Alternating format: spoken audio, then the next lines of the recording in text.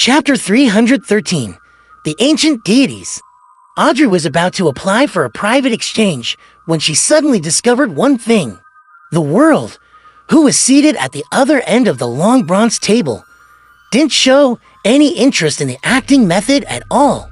He didn't even have the urge to ask about it. Does he already know about the acting method, or did he consult Mr. Fool privately? Audrey mumbled to herself, still cautiously asking for a private meeting. Then, looking at Furs, she said in a measured voice, in both her choice of words and pronunciation, "Our attitude towards potions isn't about grasping them, but rather it's about digesting them. The key to digestion is to act, and the key to acting is the corresponding potion name." "Why?" blurted Furs. After a moment of deliberation, she added another question. Then, how should one act? Audrey recalled Mr. Fool's pose and examples, repeating the description of the castle, the guards, the invitation, the disguise, and finally saying, in short, the goal of acting is to reconcile the body, heart, and soul, bypassing the stubborn resistance of the remnant headstrong psyche of the potion so as to assimilate and digest it. As a fiction writer, Furs had a strong imagination. After justice was done with her description, she had already sketched out the corresponding scenes in her mind. And she had basically understood what justice was trying to convey. Is that so? So this is how you eliminate the remnant psyche influence in the potion and reduce the risk of losing control. The more I think about it, the more I feel that this is possible. The bewilderment in her mind gradually lessened, and the feeling of surprise slowly filled her heart. Finally, she asked for confirmation. Was this taught by Mr. Fool? Yes, if not for Mr. Fool, we might have already lost control. Our continued existence is proof of the acting method's effectiveness, just as praised from the bottom of her heart. Few Furs exhaled and felt her future brighten with hope. Could this be the fortuitous encounters described in all kinds of novels? This feels so good. However, I shouldn't be careless. Mr. Fool might be a malicious, evil god with deep secrets, Furs reminded herself. Immediately, she began to think about an even more important question: how to act as an apprentice. Just from the word alone, apprentice means that one's skills are not mature enough in various aspects. Does this mean that one should still accept guidance and focus on studying? One shouldn't flaunt one's superiority and be arrogant, and one has to understand the insignificance of their own strength. Furs quickly let her thoughts wander and didn't realize that the environment for individual communication had been discontinued. At that moment, the son, Derek, looked around silently, gritted his teeth, and said, "I want to know which 7 gods you are talking about, and the general situation regarding them." He couldn't help but ask this question that had been plaguing his mind for a long time. "I know that." Audrey almost failed to react at first, but she quickly figured out what the son was asking and raised her right hand slightly. At the same time, the hanged man and the world also indicated that they could answer. "What are they doing?" Furs looked on blankly, trying to remember what had just happened. After a moment, she remembered the son's question. She then began ruminating over the implied meaning behind his words. It can't be. He actually doesn't know about the 7 gods? Where did he come from? Furs looked at Mr. Sun, who was just a teenager. In the northern continent, other than insensible children, there wasn't anyone who didn't know of the 7 orthodox deities. Even the poor who struggled to survive, and the tramps were no exception. To them, the occasional free food offered by the cathedrals was so tempting that the workhouse was a flame of despair. People from the southern continent's colonies? However, there's no need for him to ask such a simple question. Just find a cathedral and ask a pastor or a priest to preach a sermon, and you'll be able to figure out the relevant content. Where does the sun actually live? What a freak! Furs looked from side to side while mumbling to herself. but Miss Justice, Mr. Hangman, and Mr. World weren't surprised. At that moment, the fog-immersed Klein saw that there were 3 people eager to answer. He smiled and said, "Mr. Sun, who do you want to trade with? What are you willing to pay?" The Sun Derek pursed his lips and thought for a few seconds. "I'll trade with each of them individually. Only then can I obtain the most comprehensive information in the harsh environment of the City of Silver." Derek had matured quite a bit from his previous patrols and clearance operations.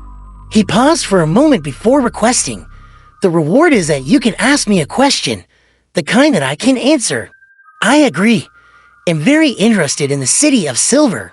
Audrey smiled faintly without any hesitation. "City of Silver? Where is this place? Why haven't I heard of it?" Furs looked around blankly, feeling completely at a loss as to what they were talking about. Audrey glanced at her and kindly explained, "Mr. Sun is neither in the northern or southern continent, nor is he on an island in the ocean. The City of Silver is located outside of our understanding, or you can say he is beyond the limits of our exploratory efforts." "Are you kidding me?" First subconsciously had this thought. However, with that thought, based on the Sun's performance and the fact that it was impossible that the others were ganging up to cheat her, Furs quickly accepted Audrey's explanation. "This secret gathering is even more incredible than I thought, Mr. Fool is more powerful than I thought." Furs exhaled silently and sighed with emotion. Audrey vaguely read her thoughts, and for a moment she was tempted to flaunt about how the deaths of Rear Admiral Colongos, Intis Ambassador Bakerlin, and the swindler, Lanavis, was a result of the Tarot Club. What a pity! If Furs were to learn of these 3 things, she would immediately associate Audrey with justice. "I have to keep it a secret, Audrey. Even if it's hard on you, you have to keep this a secret." Audrey suddenly took a deep breath. Since she didn't know much about the City of Silver, she didn't know what to ask. Furs didn't participate in the following transaction and chose to spectate from the sidelines. As for the Hangman and the World, they successively agreed to the Sun's request. The happiest of all was Klein, for this meant that he reaped thrice the rewards. During individual communications, the Fool could hear the conversation. Klein obviously didn't have any plans of insulating himself. "Son, you sure are simple," he laughed in his heart. As there was a lot of information about the 7 gods, justice, the Hangman, and the World could only write what they thought was important. After a while, they each passed on their descriptions to the Sun. Derek quickly scanned through the information, and his eyes stopped on a few lines. In addition to the Lord who created everything, the oldest gods are the eternal blazing sun, the Lord of storms, the God of knowledge and wisdom.